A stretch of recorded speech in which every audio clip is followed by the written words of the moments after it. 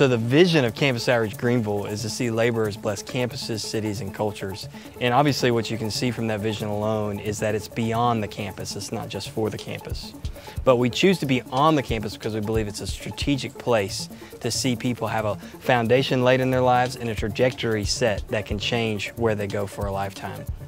And part of what we want to accomplish in that 4-year span that we have with somebody is really summed up in a quote by Henry Martin when he said, "The Spirit of Christ is the spirit of missions. And the closer we draw near to Christ, the more missional we become." We want Christians to know that to be a Christian is to be engaged in the mission of Christ. So for Campus Outreach Greenville, the true measure of success is really seeing somebody labor for a lifetime. So 20, 30, 40 years down the road, continuing to engage in the work of Christ, knowing Him and making Him known.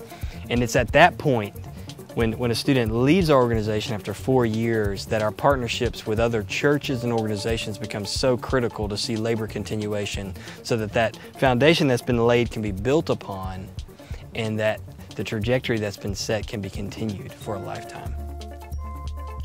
In our 4 years with a college student, we use many things to facilitate and engage in life-on-life ministry, which basically means building a friendship and engaging in life together, and through that, imparting Christ to another person.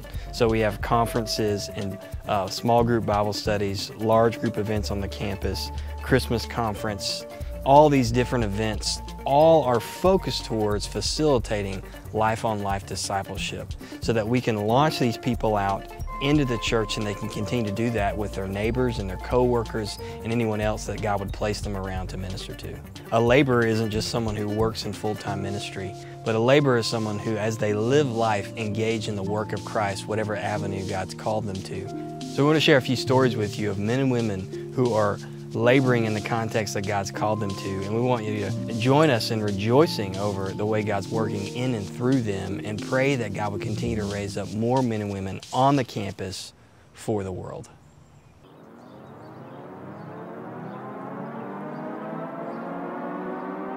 At its core, I feel like art is an incredibly relational endeavor. I mean, you're making things for other people to see. You're making things alongside one another. I can literally, as Paul would say, sort of share my life with that other person as well. Yes, I mean, my intention is to share the gospel, but also aim to share my life with other artists. The idea that I could be here in a studio working alongside another artist who's working alongside another artist, that idea just thrills me to no end. My name is Aaron Collier, and my wife and I met at Presbyterian College. She grew up in South Carolina, I grew up in North Carolina. We have lived in New Orleans, Louisiana since 2003. Right after we purchased the property that our church inhabits, which is a former corner store, it came with a studio apartment on the premises. And so in thinking through ideas of what we could use that apartment for, our pastor was progressive or crazy enough to at least consider using that space as an artist residency. The Artist in Residence at St. Roch Community Church provides an artist a 9-month stay in a studio apartment on the premises of the church. They get space to work, they get a small stipend, they get health insurance, and it really allows the artists to immerse themselves in their practice where they're not running the rat race of a 9-to-5 job.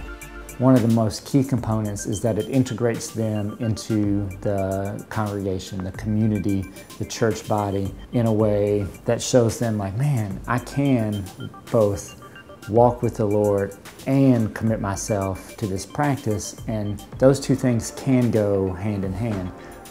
I've been involved in the lives of those artists, many of which have stayed in New Orleans. And I think their mindset is like, okay, the church can make a huge difference in the life of an artist and can really nourish an artist. And how can I help make that happen even beyond New Orleans?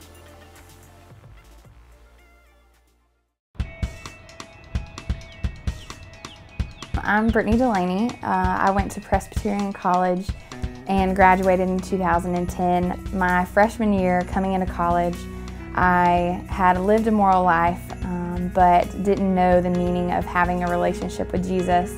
And a woman on staff met with me once a week just to have lunch because I played lacrosse in college and couldn't go to any of the Bible studies. And so when the Lord just stirred up questions in my heart about what it meant to really be a Christian and to have a relationship with Jesus, she walked me through the gospel and just really opened my eyes to who Jesus was, and the Lord just really changed my heart from there.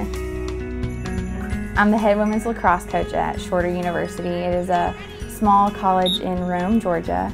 I grew up in Rome, and so when I was about to graduate, I was looking into different opportunities of actually doing campus ministry, and then out of nowhere, the Lord just opened up a door to coaching lacrosse and where I am today.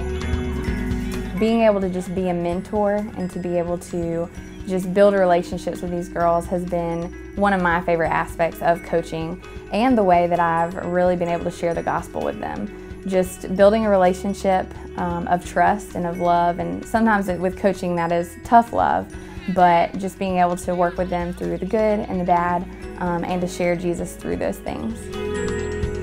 My dream would be that these girls would just continue to use lacrosse in a way so that they can get the word of Jesus out to others.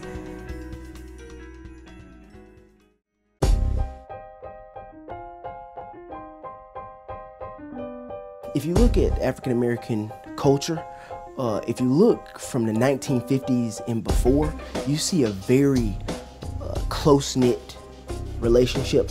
Like, family and the structure of the family were highly exalted. Like, it was actually praised if the man and the woman were stayed together. But what happened was, when this Divorce Act came in, it became easier for men and women to separate. The value of marriage just decreased. Men realized that it was easy to get out of a marriage. So what happened was, one generation had fathers, the next generation lost the fathers, then the following generation had to learn what it means to be a man on their own. They are being discipled. They're just being discipled by TV. They're being discipled by basically the hottest rappers this generation has, or they're learning it from heads of gangs who are willing to take them in. But they're looking for some kind of male figure, and what has happened is, what they're teaching them is what it means to be a man is to have as many women, to have as much money, and to have basically people praising you. That's what it means to be a man. We have to have more black people and black men step up in our communities, step up as fathers.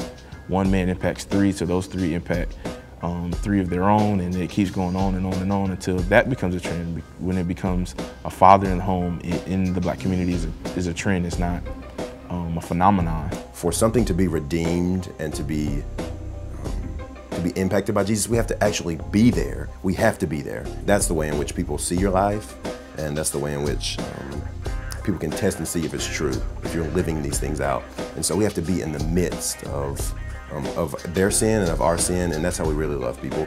One thing I want to do is just try to relate, number one, to my players, and I want to relate to everyone I'm around and see where they come from, listen to them, hear them out, what's their story, and then start to hopefully instill some gospel truth about what Christ came to do. And I want to, in my family, love my wife with all that I have, and so I want us to, our family, to model people who are disciples of Christ and looking to make other people disciples and to love our neighbors well. I just want to see him take a few college men, African American college men, who see Jesus as everything. See, they find their value, they find their worth, they find their identity from Jesus, that they would exemplify Christ to their families and thus change culture. My name is Drew Henley, and I am the pastor of a church plant called Redeemer Community Church here in Atlanta. And I went to Furman University from 2001 to 2005. Met my lovely wife there in 2003, and we got married right after we graduated, and both of us were involved with Campus Outreach throughout our time at Furman.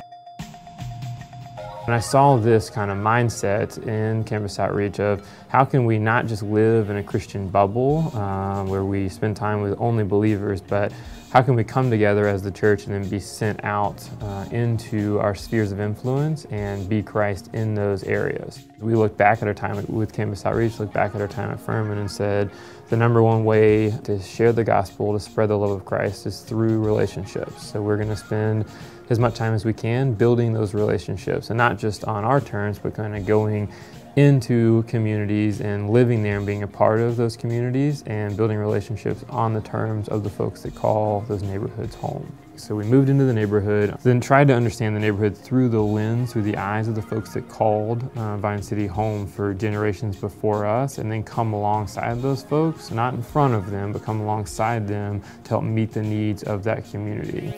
So instead of asking people to leave the neighborhood, we said, what would it look like for us to do church in the neighborhood? We started holding a worship service just once a month and just seeing who would come. So after we had been doing the monthly services for a while, we realized that there's traction here and the Lord is in this and really given the green light for us to move forward. So we started planning ahead to kind of a weekly launch, which we're probably between 6 and 10 weeks away from, and rented a space in the community, are renovating it right now, but the dream that we could have a church that is in and for the Vine City community and the surrounding communities. What I would love to see God's kingdom coming in our neighborhood is people worshiping God and being transformed by His love. And we'd love to see the kingdom come with relationships that are true friendships happening across cultural barriers, to where it isn't a white church and a black church, but it's a church filled with God's children that are being transformed through the Holy Spirit to look a little bit more like Christ every day.